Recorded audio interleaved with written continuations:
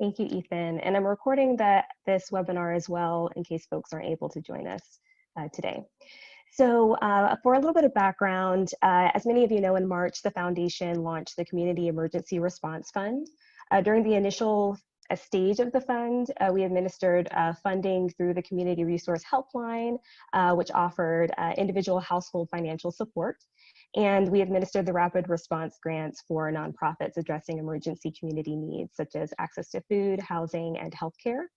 As those programs closed, we realized that there were still quite a few community needs. And as it related to the ongoing pandemic, as well as systemic civil unrest due to issues of structural racism. So the foundation established the Community Recovery and Catalyst Grants program as the next phase of the Emergency Response Fund. So the Community Recovery and Catalyst Grants are one-time unrestricted awards of up to $50,000 to be used over a period of 1 year. And the goal of this grant program is to support community organizations in response to COVID-19, especially as they support vulnerable communities and communities who have been disproportionately impacted by the pandemic, as well as organizations who are working to address systemic racism in our region. The grant applications will fall into one of three categories. You can see them on the screen: recover, sustain, and build, depending on your organization's needs. So Ethan is going to talk through some of the possible uses for grant funding. Sure. So like Diamond said, and as you'll hopefully hear us repeat numerous times today, these are grants for general operations for everybody. There are questions in the application that kind of ask questions about specific programming goals and metrics and things like that. Those questions are to help us and the Grants Review Committee kind of get a broader picture of what you will be doing in the near term and maybe longer term. But these grants are for general operations. They are not tied to any specific kind of programming that you talk about in the application necessarily. So general operations, general operations, general operations. We'll talk more about. Yeah, and I will chime in that they can be timed to a program. So if folks do want to apply for grant funding for a specific program, you are welcome to do so as well. But a unique feature of the special grant program is that the funds are unrestricted, and you are able to use them for general operations. So that is very exciting, and we will repeat that many times for sure. Yes. So there's really only a handful of things that would not qualify for this grant. One would be replenishing reserves. Another would be adding to an endowment, being reimbursed for expenses that have already been incurred, and for capital campaigns. Aside from that, like Diamond said, it can be put to a specific program, but otherwise it is general operations. And another exciting thing we talked about for a while on the 15th, which I'll reiterate here, most people are familiar with the monetary granting programs. This has an added component of non-monetary grant opportunities for folks through a subscription service called Catch-a-Fire. Catch-a-Fire is essentially a matchmaker between nonprofits and skilled volunteers who want to offer up their skills to help the nonprofit world. So these are folks from Fortune 500 companies, from top educational institutions, all sorts of really impressive resumes with a variety of skills. CACF has put some skin in the game and funded this opportunity for up to 150 applicants. We'll talk more about that program a little bit later on. But there's really essentially 4 outcomes from this grant cycle. Organizations could receive both monetary funding and a Catch-a-Fire subscription. They could receive one but not the other, or they could receive neither. So they are distinct review processes. If there are specific questions about what Catch-a-Fire offers, we'll talk about that in a minute.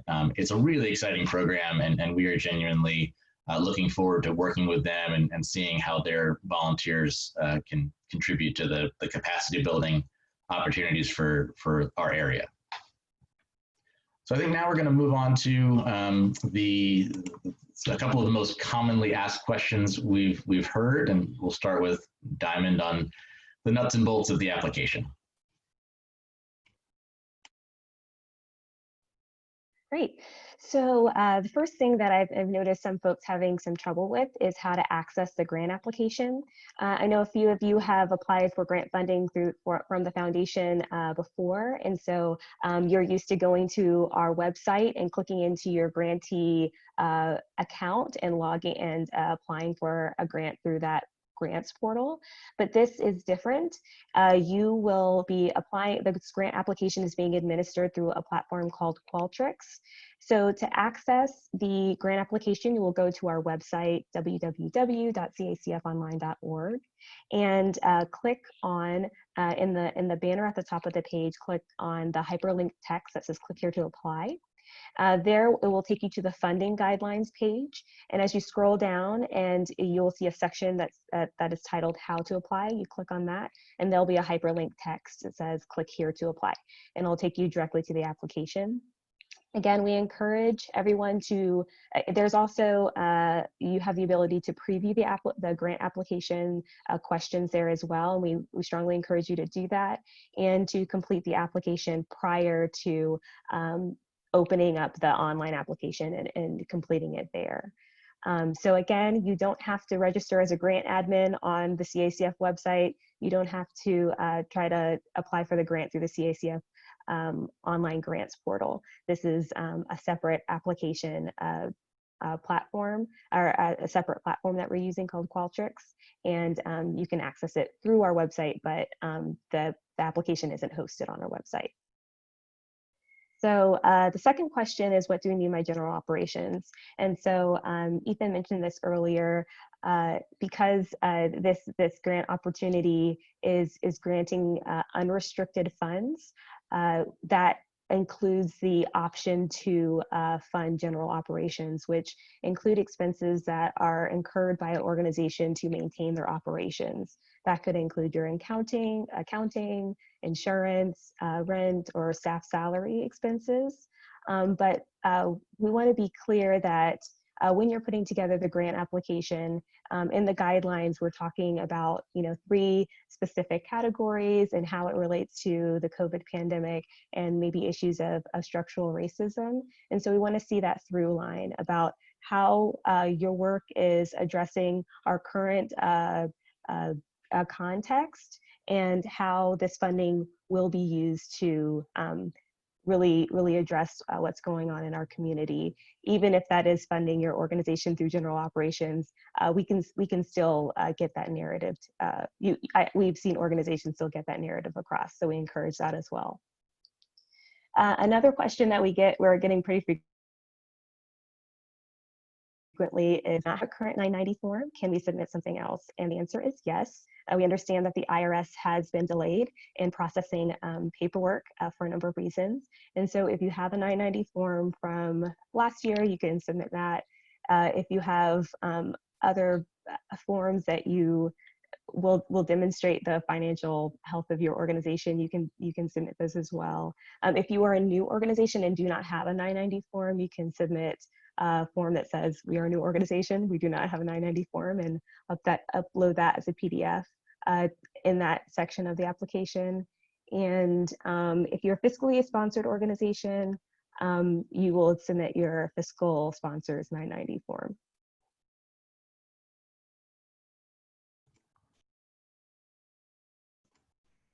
All right, thank you, Diamond.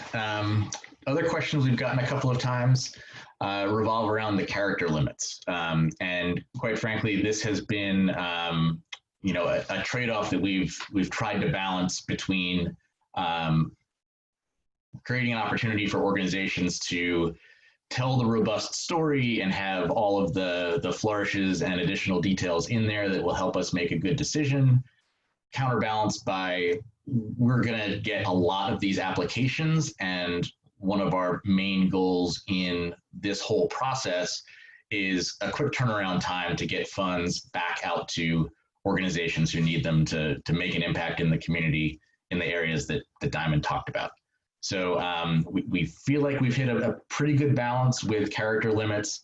If folks are feeling especially stifled in telling their story there is an opportunity to include links to other types of documents, articles that have come out in the newspaper or YouTube links or things like that to help you tell the story. But the reality is that we have a finite number of hours for our grants committee to review all of these, turn around decisions, and get the funds back out the door to all of you.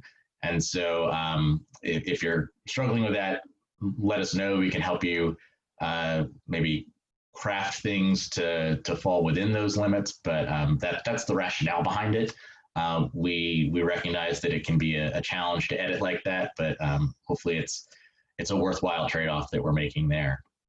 Another question is just about using Qualtrics for the first time for a lot of folks. Can you start an application and come back to it later? The answer is yes, absolutely. Diamond, correct me if I'm wrong, but I believe you can start an application, and as long as there is activity on that application at least once a week, it will stay an active application and you can submit it when you're done. But as Diamond mentioned, there is an opportunity to take a look at the questions before you ever enter the online application form. So you can kind of be doing that draft work in Word or whatever you prefer. And then when it comes time to actually submit the application, it's just a one-time through kind of a copy and paste procedure for you. You can do it however you want. If you find that your application has been submitted because it's been idle for too long, or you have trouble getting back into it for whatever reason, let us know. We can, I can't promise, but we can likely go into the back end and get what you've already worked on sent out to you. The two important things to remember on that front, though, is you have to use the same browser and use the same link to access your application. Diamond, did I get all that right? Yeah, and one thing back on question number 4. So the character limits for the essay questions, they are 2,500 characters per essay question, and that's approximately 400 words that include spaces. So as you start typing if you're completing the application prior to inputting it into the online form, there are some ways to count your characters in a word processor.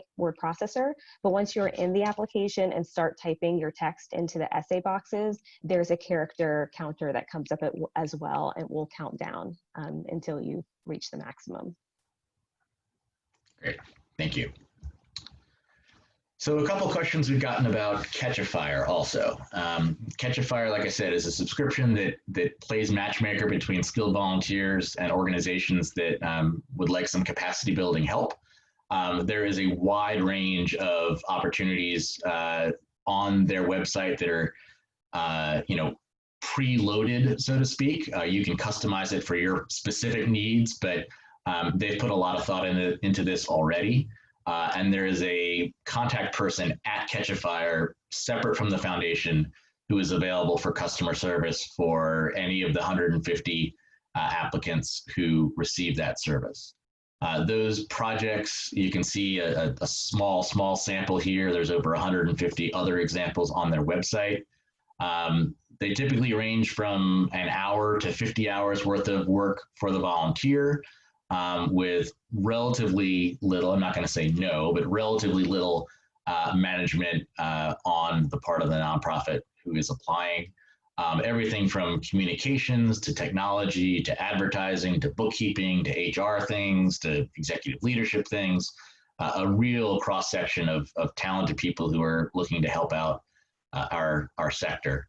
I'd encourage you to check out the Catch-A-Fire website so you can get a more robust sampling of what they are offering. And it is a pretty simple application process if you are interested. It is just a box to check on the Community Recovery and Catalyst Grant application. And there is an option if you are only interested in a Catch-A-Fire subscription. That is an option as well. Diamond recently added that since our last webinar. We had a couple questions about that. There's no limit to the number of projects you can take on with Catch-A-Fire volunteers. There's no limit to the amount of customer service you can receive from the folks at Catch-A-Fire also. So like I said, it seems like it's a really exciting program. We've been talking with them for over a year. And have been impressed with their relationship with us at the foundation. And this is a pilot program, so it's possible that if this goes well, this could become a more regular part of CACF's non-monetary grant-making opportunities. And we'll be looking for your candid feedback on how it goes.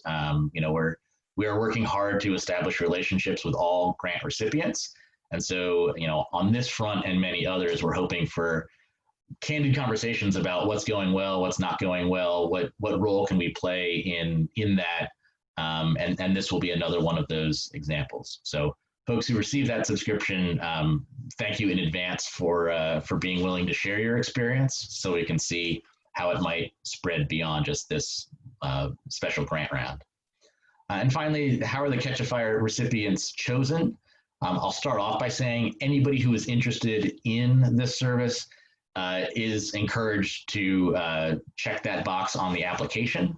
But in the interest of equity and the work that the foundation is doing around equity in our area, priority will be given to smaller organizations, both in terms of budget size or staff size, organizations led by people of color, and organizations that focus on serving the rural areas, which are typically underserved with a lot of other philanthropic opportunities. So that said, anybody who's interested is encouraged to apply. That will help us get a understanding of what kind of interest there is for these kinds of capacity building opportunities. But that's how the priorities will be given. And like I said, it is a distinct application and evaluation process. So your criteria for a Catch a Fire subscription does not impact your ability to also receive a monetary grant. Those decisions will be made in early August, long before the funding decisions are made. So by mid-August, those decisions will go out. There's an onboarding process with the folks at Catch a Fire to understand their platform and how it works. And then coming in early to mid-October, funding decisions will go out and checks will go out then. So, Diamond, anything I missed in the frequently asked questions for either the grant itself or Catch a Fire? I don't think so. I think we're ready to go and open it up for questions. Great. And I should say we are grateful to Ayana Marcus, who's also on the CACF staff, who is monitoring that chat box for us. So if folks have questions, they're welcome to enter them in the chat box or raise their hand through the Zoom thing. Doug, it looks like we have an actual hand raised. If you want to unmute yourself, go ahead. Hi, Ethan Diamond. Thank you. So we have something we're working on, and I guess the question gets to your restriction on not funding capital campaigns. The effort that we are working on, and we're thinking about applying for a community recovery grant, it's a capital effort with the town of Gordonsville that the town of Gordonsville cannot do to connect its downtown residents with green space. And whether that rises to the surface of an urgent essential project, we believe it does for this community, and we'd like to make that case. But my basic question is, this is a project that is a capital project. It's a walking trail. So my question really is, would that be eligible per se? It's not a capital campaign. It is a capital project.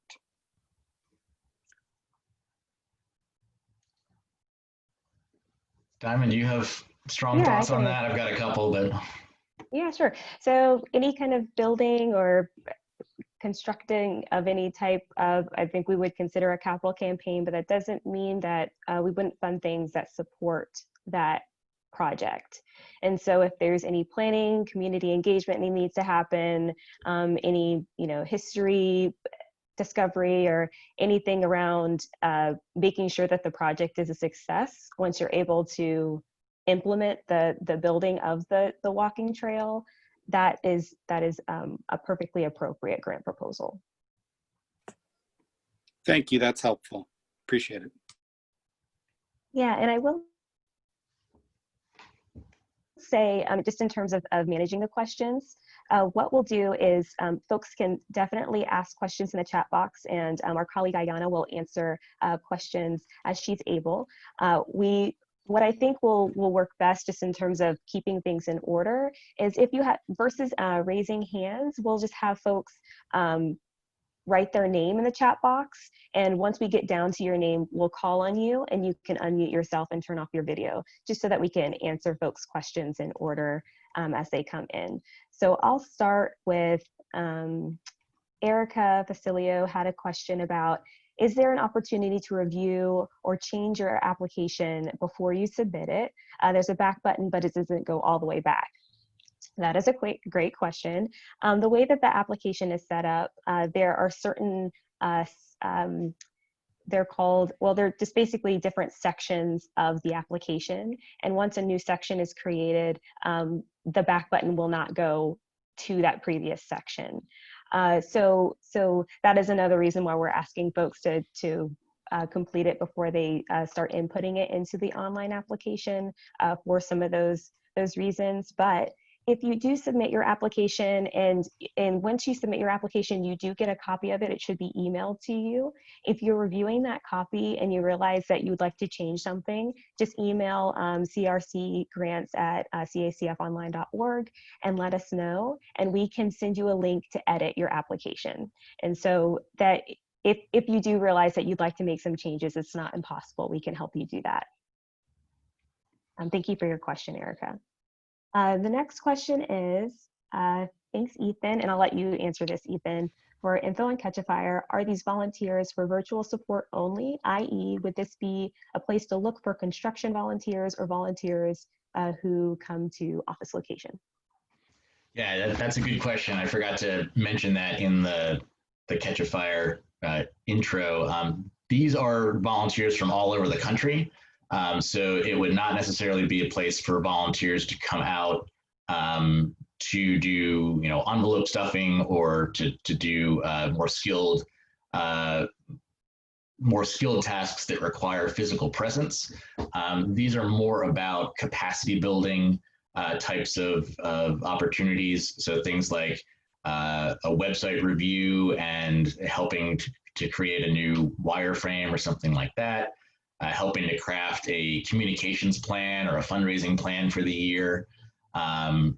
If you're looking for help with reviewing an HR handbook or something like that, these are more of those kinds of skilled volunteers, rather than skilled in a particular narrow sector that then goes on to kind of direct service in the community. It would all be virtual, regardless of the global pandemic situation. Courtney, does that answer your question? That does. That's excellent. Thank you so much, Ethan. Cool. Thank you. There's another question, Ethan, about Catch-A-Fire. Do you have to know your projects before you begin the pilot?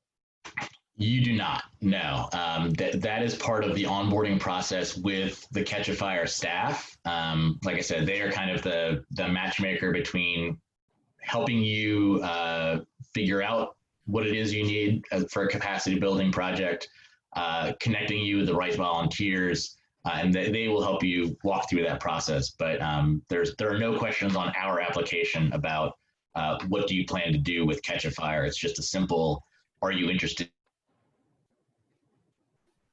Click here. And I don't know if I mentioned earlier, but it is a year-long subscription. So there are opportunities as people are monitoring and adjusting these kind of wild times, as needs change. You can certainly add new things and change requests as it's prudent to do so. Okay, the next question is, if you're applying for both grant and Catch-A-Fire, does that mean 2 different applications? And I can answer that really quickly. It is one application. So you click on the link to apply for the Recovery and Catalyst grants. And if you're just applying for Catch-A-Fire, you'll proceed as anybody would. And then there's one question that asks whether or not you are applying if you're interested in the pilot program, you'll click yes. And if you're interested in just applying for Catch-A-Fire, or if you're interested in applying for Catch-A-Fire and the Recovery and Catalyst grants program. Diamond, I have a question about that, because it seems like they're 2 different response periods, like you are going to be choosing the Catch a Fire people or recipients earlier than the grant application is due. So that's kind of why I'm asking you that question. Can you ask it one more time? I'm sorry. My computer froze for a little bit. Oh, okay.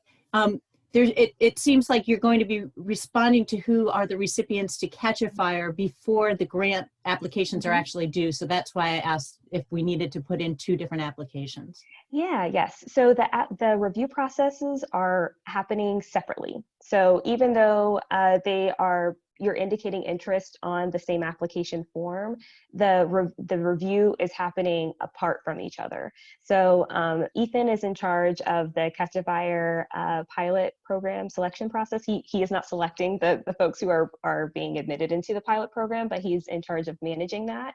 And so once around the time that the application closes, he and the review committee will review those who have indicated an interest in being a participant in the pilot program and make that decision. And then the full applications will go to the grants review committee to be reviewed for grant funding. So the decisions are made separately, but we just gather the information with the same tool. Yeah, and all of the decisions will be made after that August 14th deadline. Great, thank you very much. Okay, so the next question, thank you, Jill. The next question is, if our nonprofit has 3 distinctive different partnerships and programs, do we apply for 3 grants or 1 large grant? We will serve Greene County and Charlottesville. So I may ask you, Gina, for a bit more clarification on this, but if and I don't know if you feel comfortable sharing a bit more about what you're working on, but if the partnership is to complete 1 project and it's multiple partners, so multiple entities, multiple organizations are implementing the grant funded program, then I would consider that 1 application. If there are distinct projects with distinct leads and distinct project goals and that's the situation, then I would recommend separate applications. But if it's a partnership of a number of organizations that are working together to implement 1 program, then I would consider, even if it's over a large geography, I would consider that 1 grant application. Okay. Okay, does that make thank sense? you. Okay. Yes, it does. It makes a lot of sense. I appreciate it. Yeah, no problem. Thank you for your question, Gina. Okay, so the next question is, will a proposal that focuses A, entirely on organizational capacity, B, some organizational capacity and some distribution to families, or C, mostly on distribution to families, be viewed as stronger or more likely to be awarded?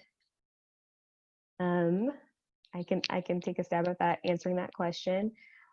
So it's all dependent on how the proposal is framed.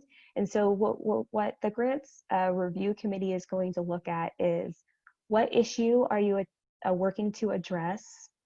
What work have you all done to really be in conversation and work in partnership with the populations who are experiencing this issue or challenge? And then what is the most effective solution for addressing that challenge? And so if the most effective solution is distribution directly to families, and through the narrative of your grant application, you've made that clear, and the families that you're working with have offered up evidence that would be the most effective approach, then that would be your choice. So it just all depends on the context and the goals of your program. Yeah, and I would also add, there's kind of an additional layer there of how would each of those be related to both the impact of the global pandemic and addressing structural racism as kind of 2 foci of this grant program. Edgar, was that helpful? You're welcome to speak up if you want to. You don't have to. Yeah, that was helpful. I mean, we still have more to consider, but we needed that feedback. So thank you. Okay, all right. Okay, and Rebecca asks, so if you receive a Catch a Fire subscription, you can use it for any number of projects, calls throughout the year. That's a question. Are you able to share any stories, examples about how the process works for organizations to work with the volunteers? So the first question is, are you able to use it for, as many projects and contact them as often as you'd like throughout the year? And what are some examples? Yes. So yes, as many projects as you can squeeze into that year-long subscription are fair game, and they can be in a variety of different sectors. It could be communications and bookkeeping and HR development. All of those things would each have different volunteers, but you can do as many as you feel comfortable managing. And like I said, there is a component of management that goes along with it, but certainly far less than would be required if it was all happening in-house. So as for specific examples of how it works, it's in some ways it's kind of like a job board, and there are folks at Catch a Fire who are working with you to kind of make your pitch to volunteers stronger, and there are folks at Catch a Fire working with the volunteers to help them hone in on the types of tasks they would be most interested in. I'd really recommend taking a look at the website to see what kinds of opportunities are there. It's like I said, it's a list of about 160 or so kind of preloaded things that are kind of the most common capacity building needs for organizations. And I think that'll kind of paint a clearer picture, but it's kind of like a job board with Catch a Fire playing the matchmaker and helping with recruiting the right volunteers to match your skills and your needs. And the website that they have there is a really good resource there. Does that help? I lost track who asked that question. Rebecca, does that help?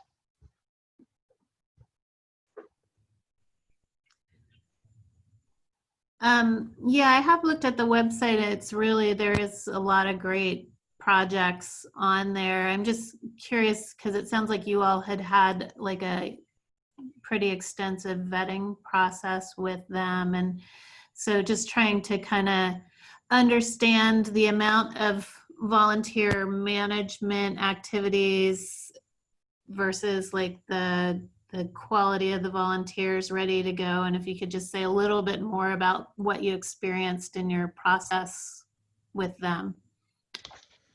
Sure. So we haven't connected with their volunteers to do work for the foundation itself, as far as I know. Is that correct, Diamond? Yeah, that's correct. And I can share a little bit context about how the relationship started with Catch a Fire. So we've had been in conversation with them just to get a sense of how they could support our grantees in addition to the grant funding, just to make sure that the funds are kind of amplify the impact of the grant funding that we offer. And so the quality of the volunteers, these are professional volunteers. So these are folks who work at various organizations throughout the country, typically have degrees and specialties. And oftentimes their employers offer opportunities to volunteer to support community organizations. And these employers are partner with Catch a Fire so that Catch a Fire can connect these professionals with nonprofit organizations.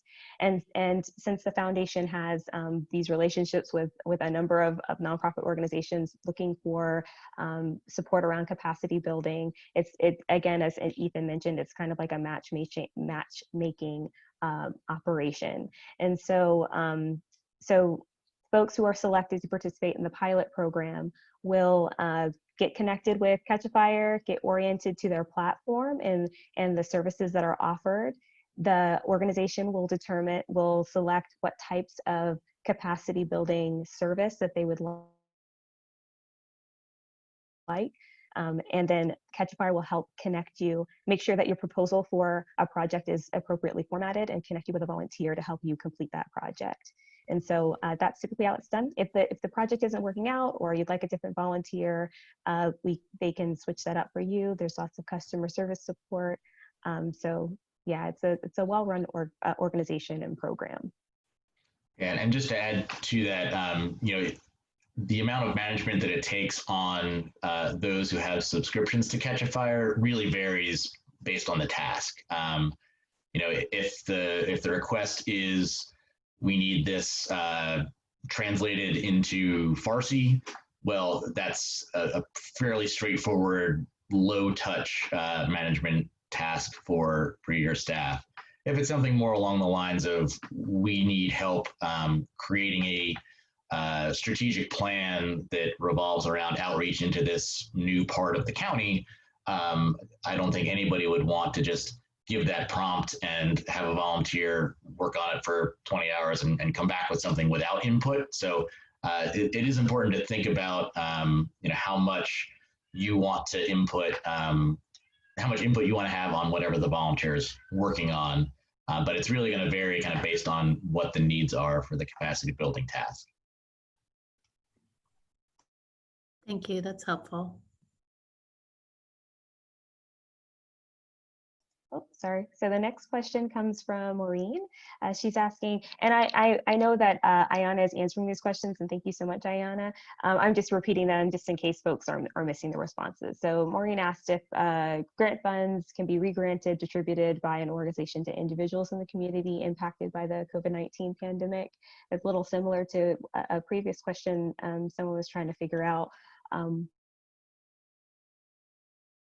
how to structure their proposal, and if including distribution to families would be advantageous.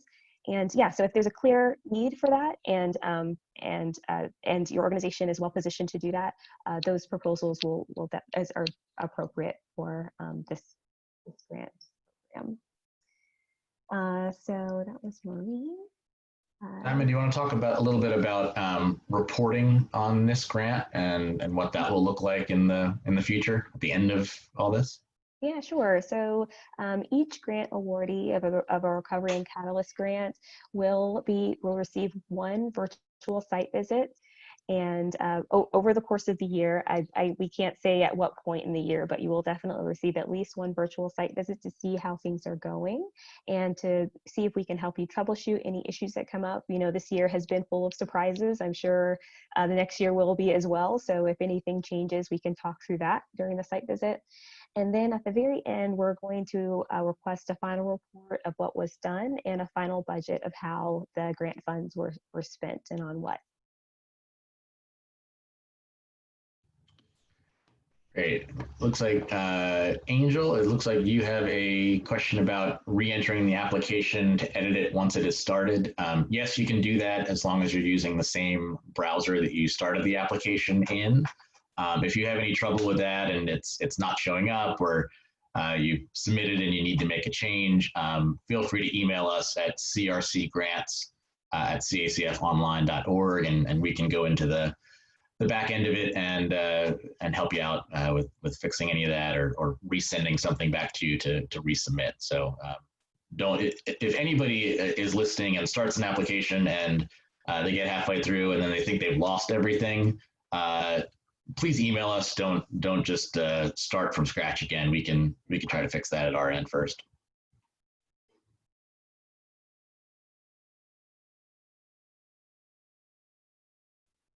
Okay, so looks like the next question is, can you tell us what the total amount of funds available for this grant program is and who is on the grants review committee? So the total amount at this point, it's around $2 million worth of grant funding, and we're currently in the process of fundraising. The folks on our community review committee are community members, and it's a diverse group of volunteers who they come from all over our service area, and they have experience reviewing grants from a number of our previous grant rounds. So yeah, we're really grateful for them to be able to help us, especially on a shorter timeline, to make sure that we can get these grants out to you all. So yeah, that's who reviews the grants, and then once they have created their list of recommendations, it goes to our board of directors, the foundation's board of directors, for final approval. Thank you. Sorry, Diamond. That $2 million that we have right now, that is the equivalent of a typical fall giving cycle at the foundation. And like Diamond said, we are actively fundraising to increase that total pot that we're able to offer. It is also worth mentioning that, like I said earlier, CACF is putting up the funds to support the Catch a Fire opportunity for folks, but that comes out of a distinct separate pot of funding at our end that does not impact how much we have to give away for the Community Recovery and Catalyst grants. Thank you, Ayana, for sharing our email address in the chat box.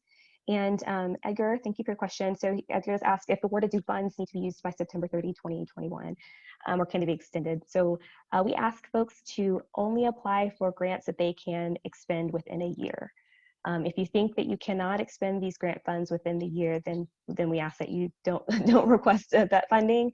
So it's up to $50,000 to one-time grant award up to 12 months, over a course of 12 months. And obviously, as things are changing kind of on a weekly or daily basis, the needs you think you have now may change, like Diamond said. There will be additional grant opportunities. This is the last time that CACF is having a grant round. So if you don't have all the details yet, but you feel like you might have more details in the spring, there will be a spring, well, we are anticipating there will be a spring BamaWorks cycle. We are anticipating that next year there will be an Enriching Communities grant cycle, as well as kind of back to your regularly scheduled programming. If you don't have all the details now and you feel like you'd have a stronger application in the spring or sometime later next year, there will be opportunities then to apply for funding as well.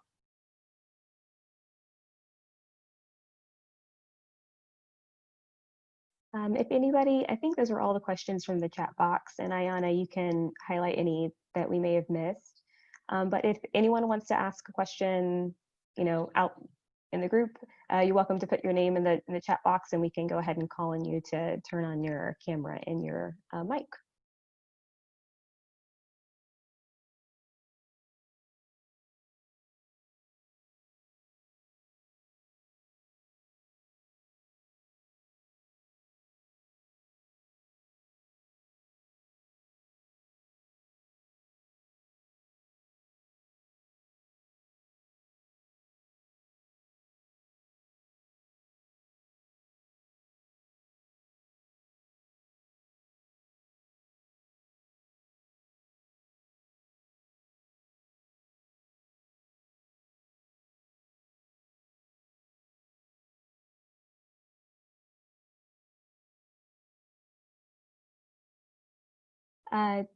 Jennifer is asking, Ethan, seeking clarification about the Catch a Fire grant. Is that being decided earlier than the monetary grant?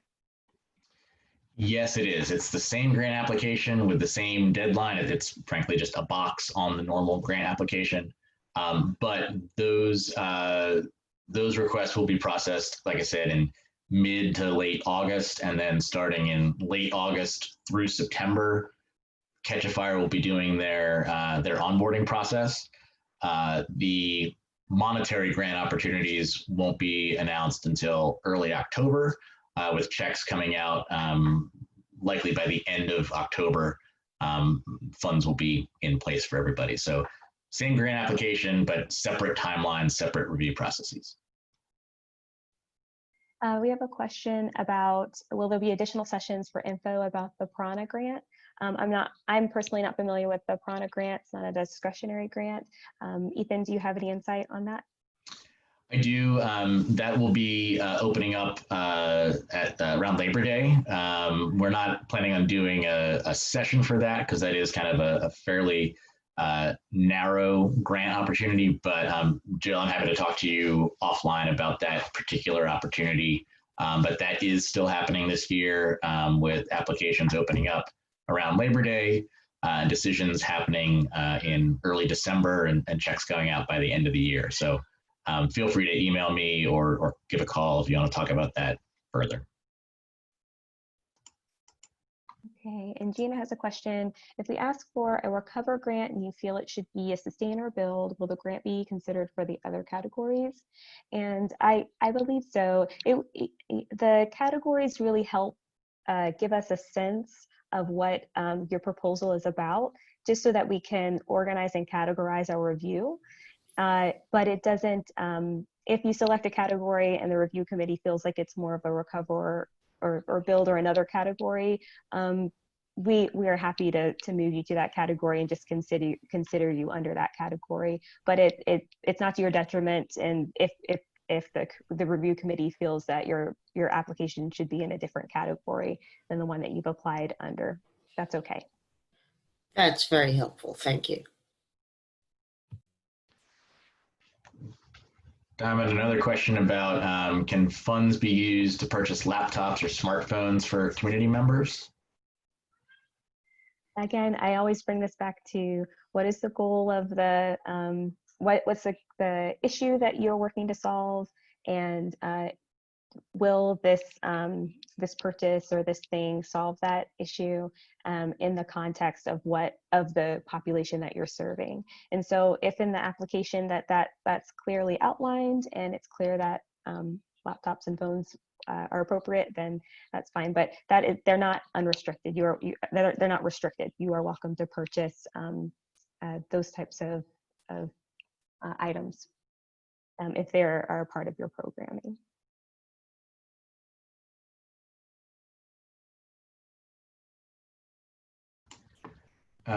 Looks like a question about how funds will be distributed. We're anticipating they'll be distributed in a lump sum to all the recipients before the end of October of 2020. So unless you, I guess, prefer specific changes to that, that's typically how this one will run.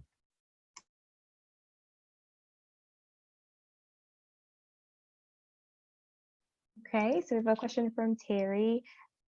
Can you go over the nuances for deciding which bucket to apply under, recover, sustain, build? Are there different criteria for the different buckets?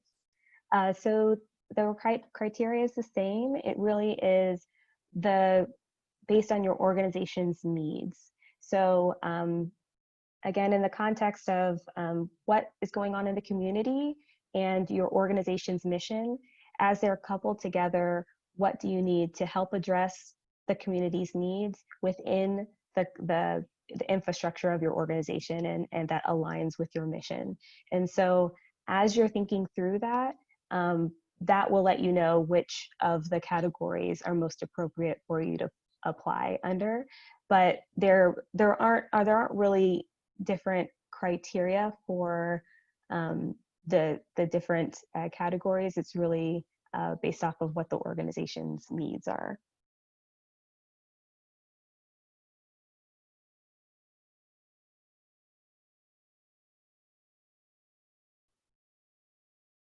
There's another question from Pete. There was some discussion about the max number of characters for some narrative answers being increased to 2,500. Did that happen? Yes, it did. There are a total of 4 essay questions on the application. 3 of them are required, and the 3 required are up to 2,500 characters, including spaces. That's around 400 words.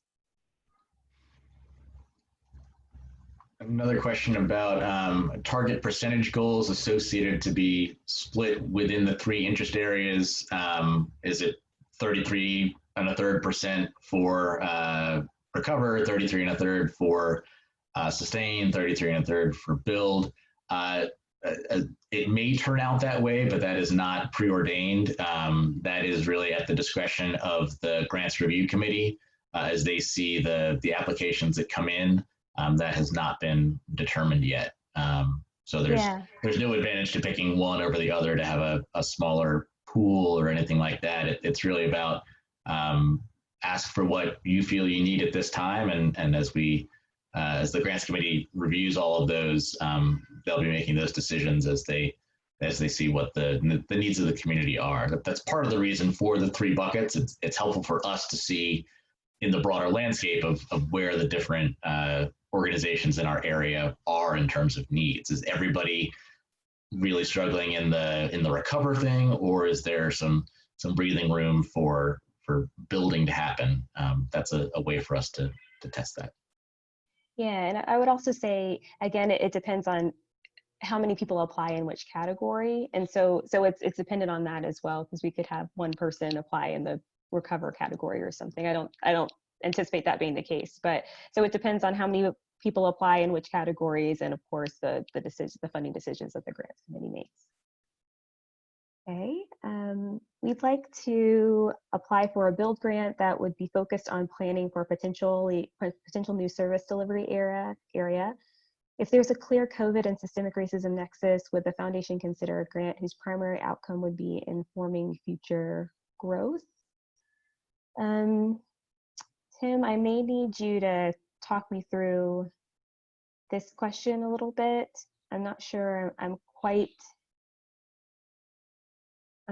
getting at what you're asking. So if you feel comfortable turning on your, or just unmuting yourself and talking me through what you're asking. Sure. Hello, everyone.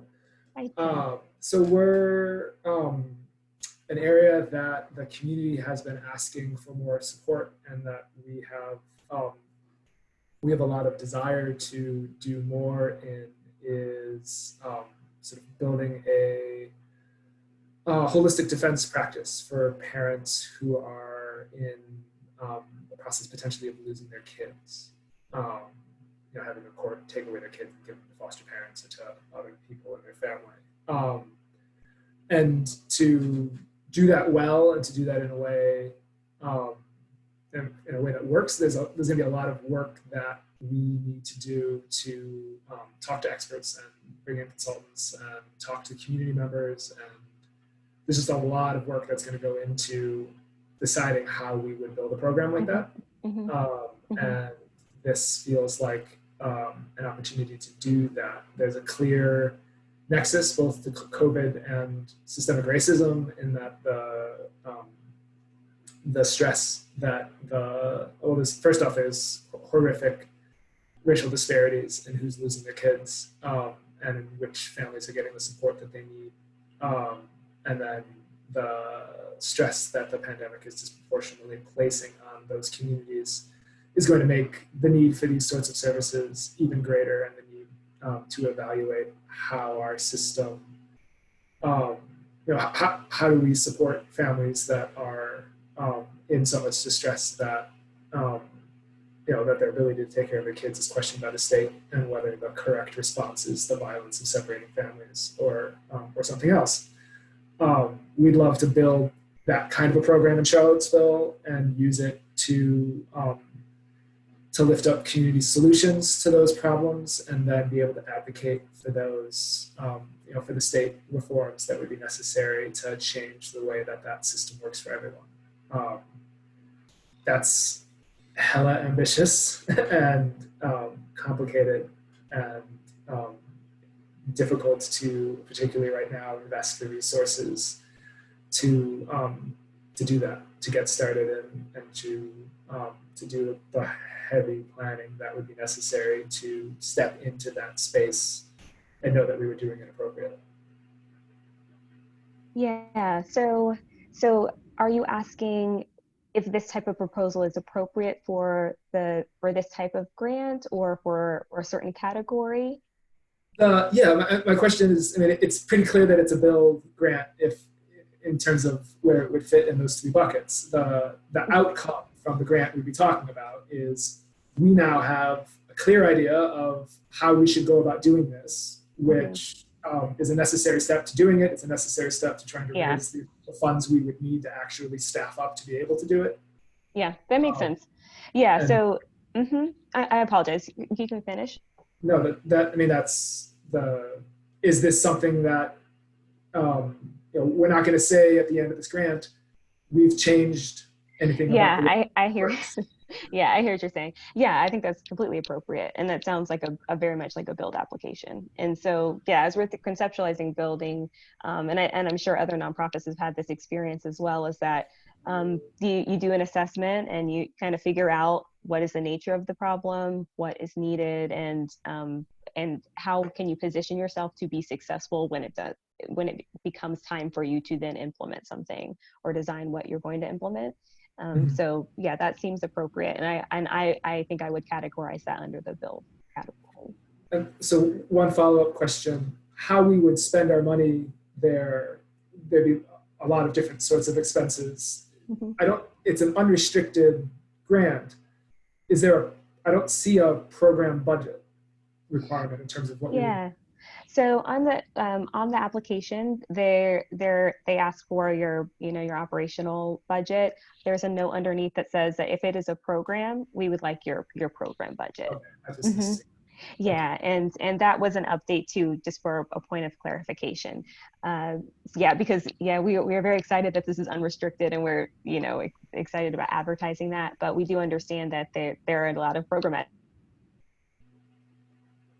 needs, and for applying to have a program funded, we request that you upload your program budget. It's hard to evaluate unless you can see how we plan stuff. Yes. Thank you for your question, Tim. Thank you. Diamond, there's a similar question from Mary Jane about budget breakdown or budget narrative. Can you talk a little bit about how that takes place in the application? Yes, so we asked for your overall, how much you're requesting, how much funding you're requesting. I know that over the course of us updating this application, the numbering has shifted. So I'm not quite sure which number 15 she's referring to, but I'll just talk about all the number questions. So one number that we ask for is your organization's budget. So we want to get a sense of how big is your organization's budget. Then we ask how much money are you requesting in funding? And then we ask for, if you are requesting funding to cover operational expenses, then we'll need your operational budget. If you are requesting funding to fund a program, we'll need your program budget, so that we get a sense of how you are going to expend the amount that you are requesting. So I hope that is helpful. If you feel like you're not able to quite convey or share the budget information that you'd like to share, there are additional attachment spaces. There are up to 3 additional attachments that you can add if you want to add additional budget information or some context around your narrative. There's also a space, an extra essay question to just fill in any additional information you'd like the review committee to know and consider. So I hope that's helpful, Mary, and you're Mary Jane, and you're welcome to speak up if you have additional questions. So it looks like we have another question about can rent and admin be a percentage of the project budget? Yes, if that's clear, and how you need to cover that rent and those administrative costs to make sure that the project, then that's a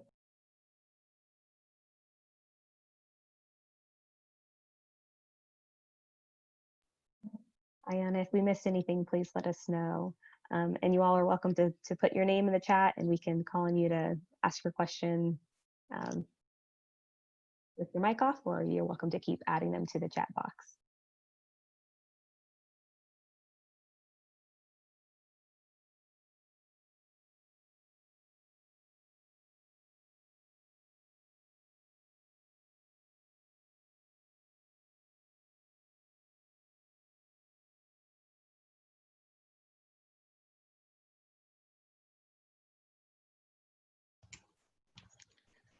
I'd be curious while people are hopefully typing, if you're able to, you should be able to raise your hand in the in the Zoom window. I'd be curious how many people attending today's session also joined us on the 15th.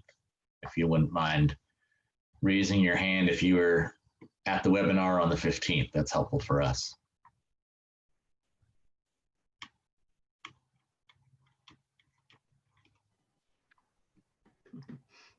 Great, thank you.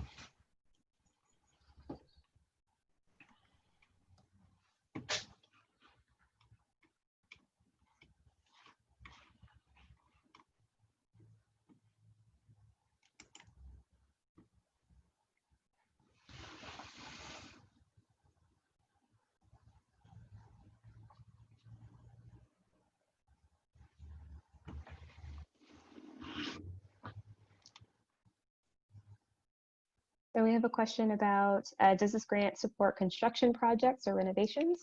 The grant does not fund any capital campaigns. We would consider construction projects and renovations part of a capital campaign, but you are welcome to submit a proposal for any type of planning or community engagement or anything that supports your campaign that doesn't necessarily involve, building anything or constructing or renovating the physical structure. It's not a bricks and sticks grant opportunity, as people say, but there are obviously a lot of things that go into construction projects beyond just the bricks and sticks. So those types of things would be covered by this kind of a grant. May I ask a question without typing? Yes, thank you, Terry. So you talked earlier about the budgets or the funds being unrestricted and for general organizational support, but then you've also talked about there being program or project specific budgets. So that confused me a little bit. We were thinking of applying for a specific project, but should our application actually be more broad? What's your thoughts on programmatic versus general support, I suppose?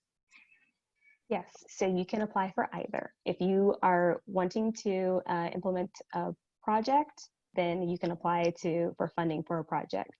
If you are seeking to cover operational expenses, you can do that as well because these are unrestricted funds. But either or, as long as it's appropriate for your organization and it's what your organization needs. So yes, Terry, you can apply for a project, funding for a project. Great, thanks. No problem.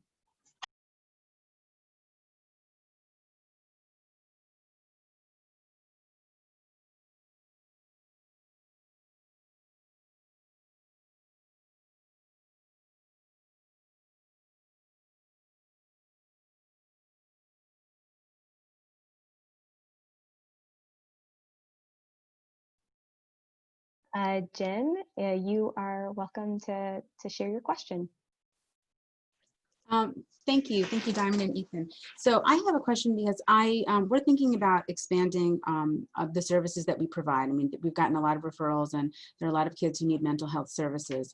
One of the things that I've been looking into is possibly renting a building that's nearby, but I think it may need some changes to be able to bring it up to code so that we would be able to have students in there. Is that considered like a capital expenditure? Is that considered something that would not be included in this grant?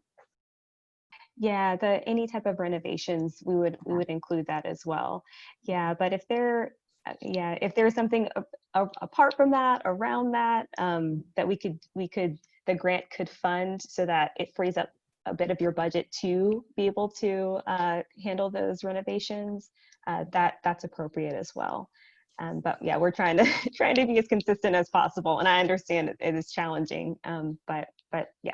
That's what the guidelines are. Just to clarify, so just so that I understand, I'm kind of new to this whole thing.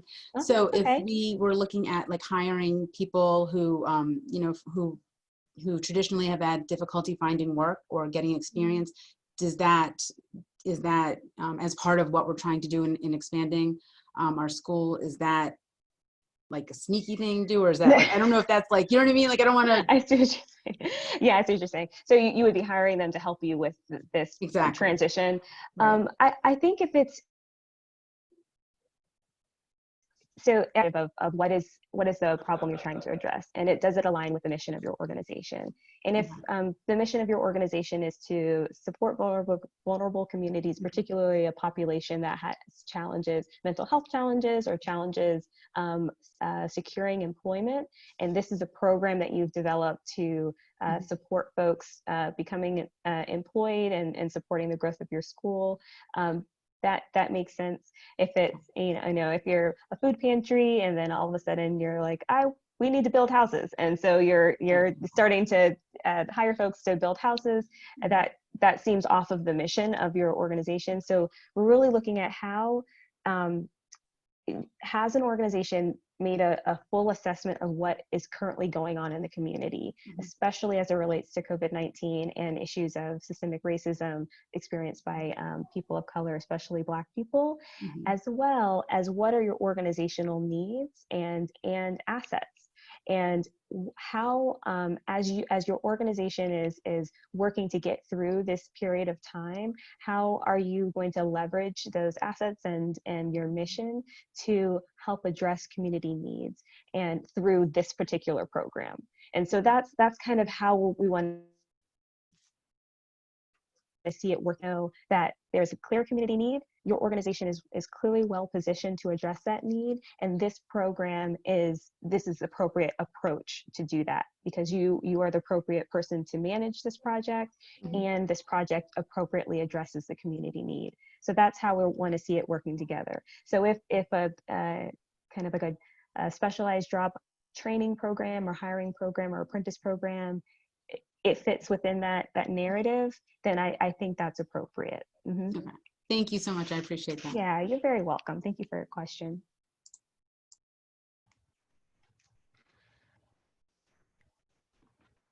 And would hiring a consultant be permissible under this grant, for example, to help with outreach to rural communities? I think before you answer that, I will say that if it's more about creating the strategic plan around that kind of work, that might be something that Catch a Fire could be a resource on, having someone who's familiar with crafting a strategic plan around that. If it's more about implementing that plan, that might be a different kind of a consultant, but I'll let Diamond take care of that. Yeah, thank you. Yes, I think that's permissible. Again, I'm trying to give in some insight into maybe what the grants committee will be thinking when they're reviewing these types of proposals. And so, especially when we're thinking about doing outreach, especially with vulnerable communities, I'm sure there will be questions around, who is doing the outreach, what types of relationships are there, things like that. So as you're considering folks to do outreach in partnership with your organization, keeping those things in mind in terms of, how well that outreach will be conducted, depending on the population that you're working with. But hiring consultants is appropriate, again, as if it falls well in line with community needs, organizational capacity, and the appropriate approach to take to solve a community problem.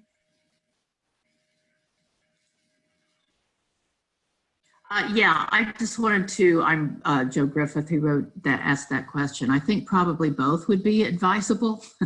Hiring someone who could develop a strategic plan for us to reach out to rural areas, as well as someone who actually knew the area. I'm thinking a consultant who actually knew the rural area, knew some of the people and that we could contact. So probably both. And I suppose that I should be clear in my application that that's what we would want to do. That's great. That sounds great. Thank you. Okay, so the next question is, where would technology upgrades fall under? We are in need of technology upgrades, replacements in order to provide programming. Let's see. I'm trying to think of which category that would be. I think it may be a build category, because you are building on your current programming, but you're needing to adjust it to this current context. when we're thinking about the recover, it's more of being able to recover to how you were somewhat operating prior to the pandemic. So it doesn't sound like you all were using as much technology prior, and then the sustain is really kind of being able to maintain the success that you have been having during the pandemic. And so it sounds like you're going to need to kind of build on what you currently have so that you can implement your programming or do your work as effectively as you can. So I think I would consider that under build. What do you think, Ethan? Yeah, there's nuance there. As I'm thinking about it, I think if it's technology that just replaces a 6-year-old laptop to keep doing the same things that the old laptop was doing, that might be more of a sustain thing. But if it's an upgrade to technology or new technology that allows you to do something different or better or more efficiently or something like that, that certainly seems to fall into the build category. Vicky, does that answer your question? Any follow-up you have there? Feel free to unmute yourself. Thanks. Yes, because it's actually going to be a combination of the both. So I think based on what you've been talking about so far today, the build would be a best fit, but then go ahead and include the upgrades needed, because we have like 10-year-old laptops and they're dying. So yeah, we understand. Yeah, no problem, Vicky.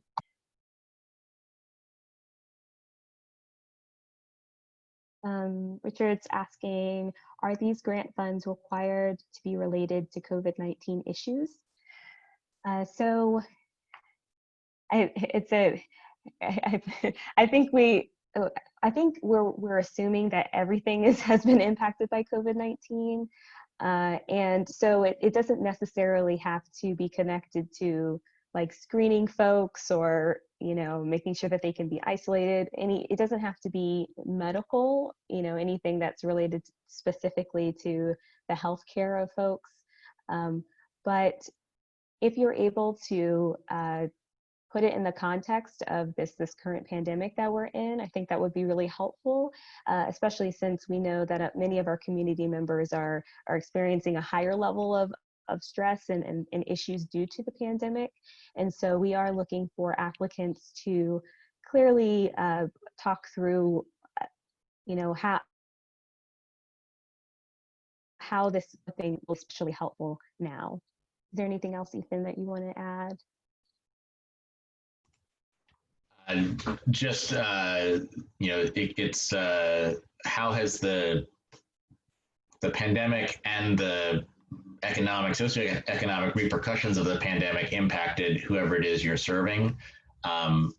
And or how is this proposal or your work addressing systemic racism, especially as it relates to Black people in our community? Okay, and so Athena asks, is Catch a Fire best used for episodic volunteering, or can we request long-term virtual volunteers? So the volunteering through Catch a Fire is really a project-specific opportunity for that volunteer, and it's kind of a discrete ask to have this single deliverable.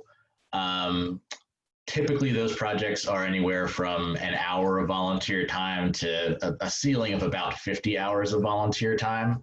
I suppose that if there is mutual interest in the volunteer continuing on either beyond that 50-hour commitment that they signed up for, or if they have skills that would be really relevant to another type of task that you have and you want to work with them on a second or third task, that seems to be appropriate. I don't know for sure. We can try to find out for you.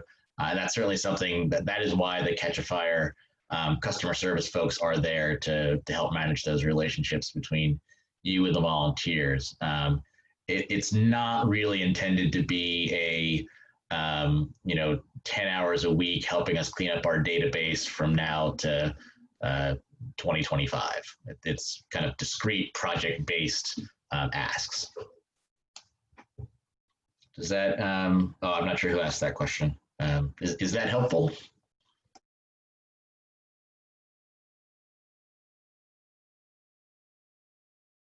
Yes, yes.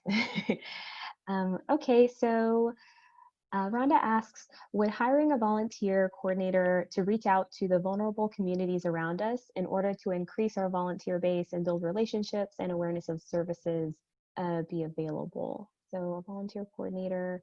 So I'm not sure, Rhonda, if you mean a volunteer coordinator through Catch a Fire, or if the Recovery and Catalyst grants would allow you to apply for funding to hire a volunteer coordinator.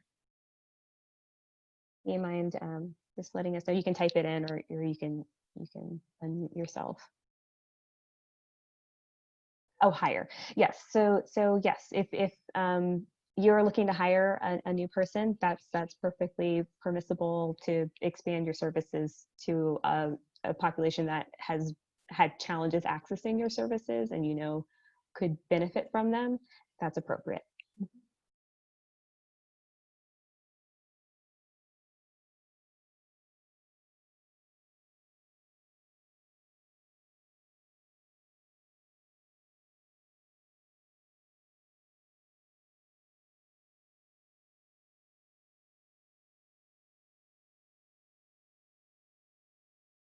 Ayana, have we answered all the questions?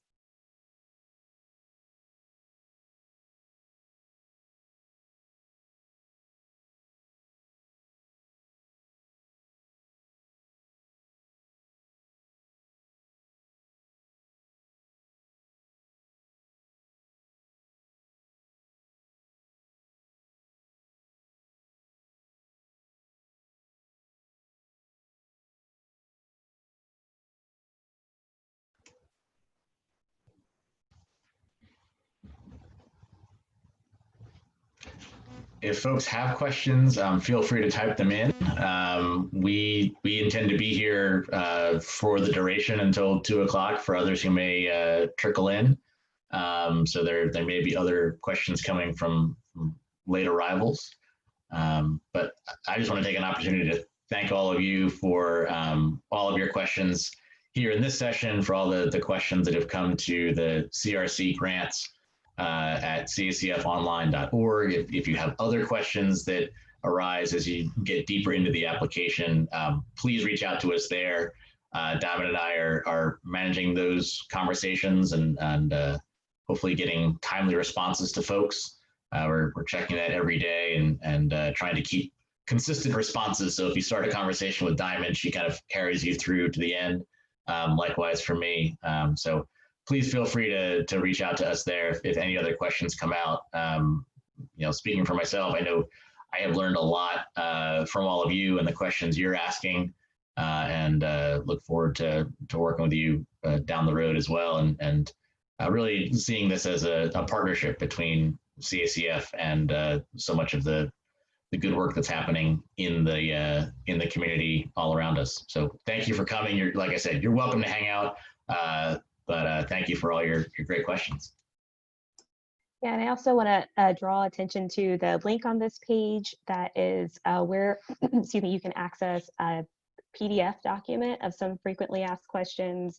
Right now, I think the Catch a Fire PDF is up there. And so, yeah, please check that website out so that you can maybe get some questions. If you need some, if you get off this call and you'd like to just check in and see if that question has been asked, and the answer should be up there already.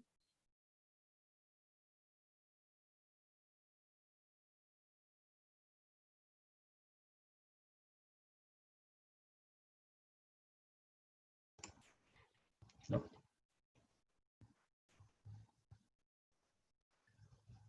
Diamond, there's a question on there about saving the application. Bonnie started it and saw the character count included spaces, and she didn't see a save button. Any thoughts on that? Yes, so the application automatically saves as you complete it. If you start an application and need to come back to it later, we ask that you use the same link in the same web browser. So if you open it up in Firefox and open it up in Firefox again, and then you can continue working on the same application. If you accidentally submit your application before you have completed it, just email cgrants@cacfonline.org, and we'll access your application, send you a new link so that you can continue filling it out.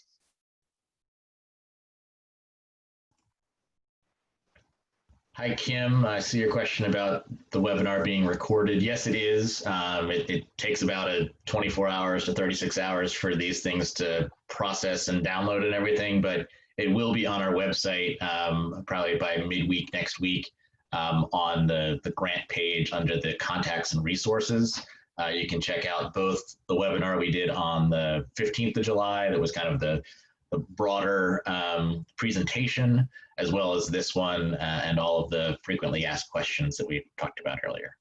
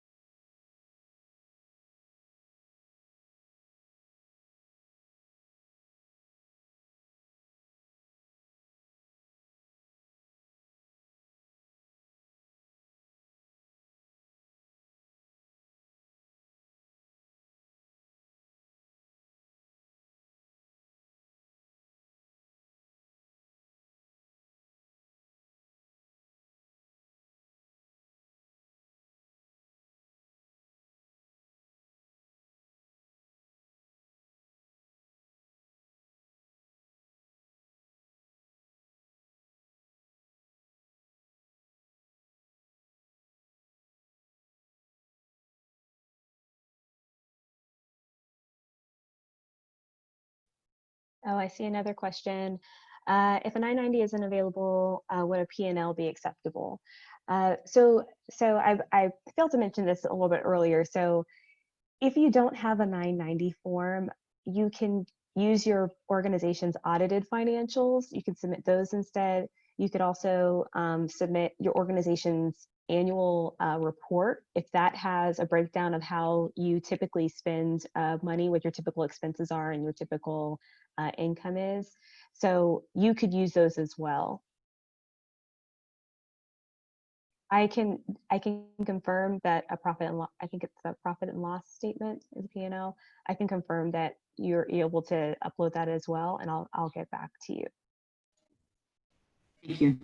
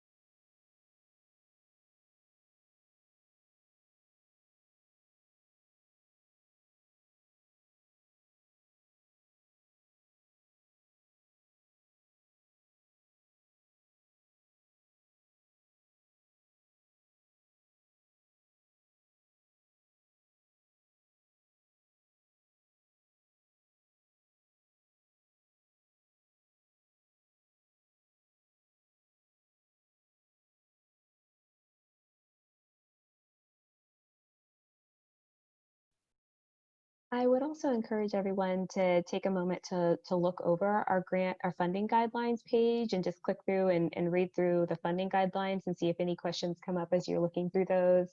Also to check out the Catch a Fire website and start clicking through and seeing what services they have to offer to see if any other questions come up after you look over those two things.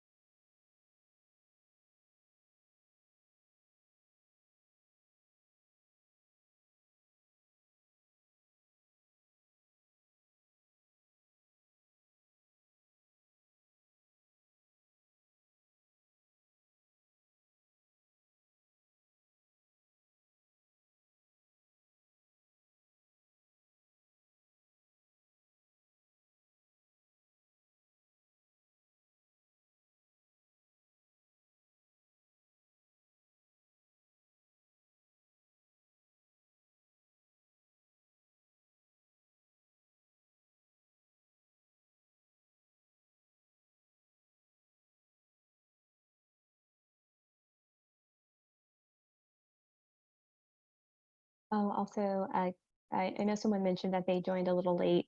You're welcome to put your questions in the chat box, or you can just put your name in the chat box and we'll call on you and you can unmute yourself and ask your question.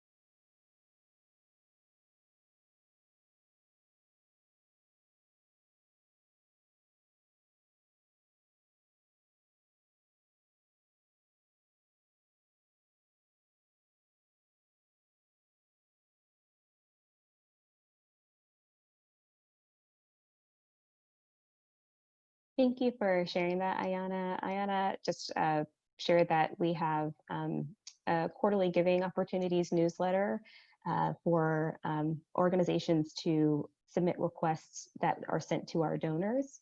And so that's a great opportunity, and Ayana is our point person for that.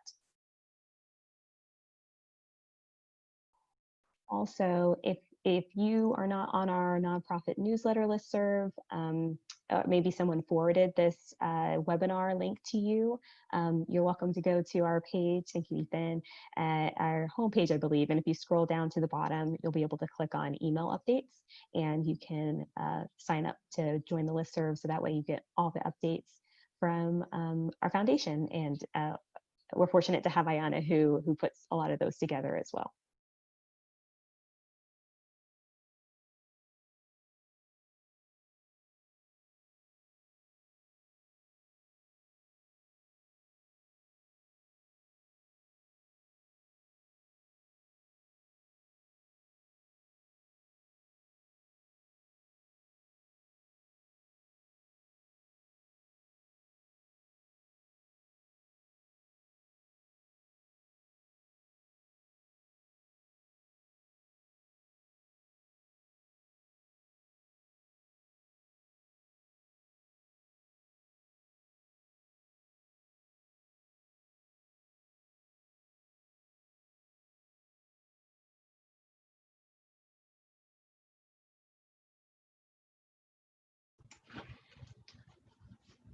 So it looks like we've got maybe one or two new names popping in. If you have any questions, feel free to unmute yourself or type it into the chat box there. We've had a lively 90-minute discussion or so with some really good questions. Diamond and I are hanging out for another 28 minutes or so if folks have additional questions. So thank you to everybody for being here. And if you've got a question that you want to ask, chat box, or just go ahead and unmute yourself.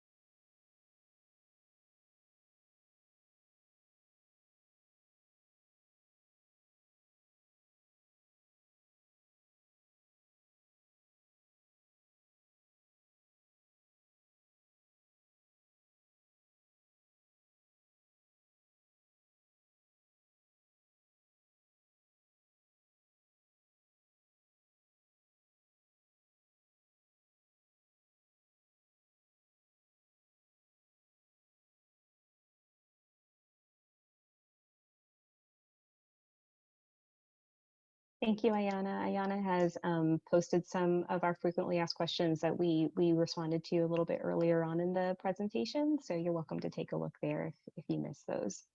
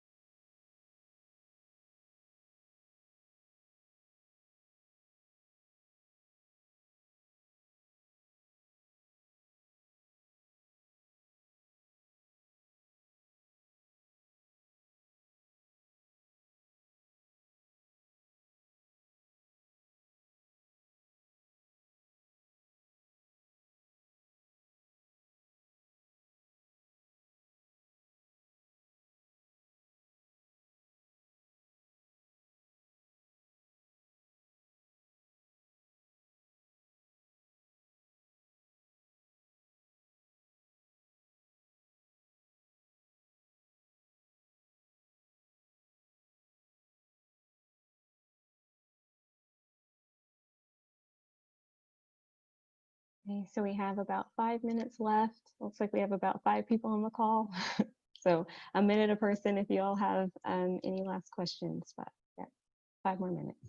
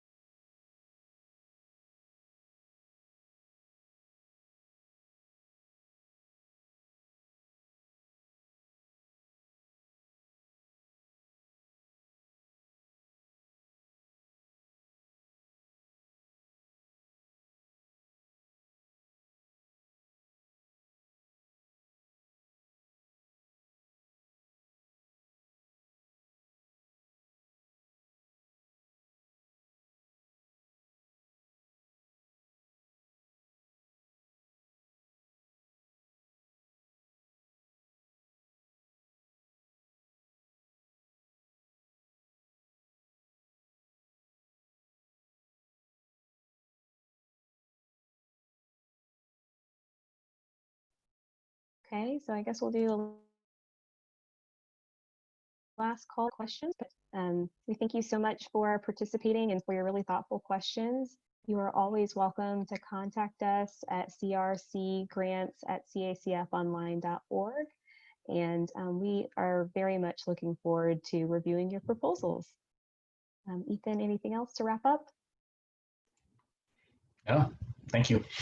All right, thank you everyone. Enjoy your Friday and have a wonderful, safe weekend. Bye-bye.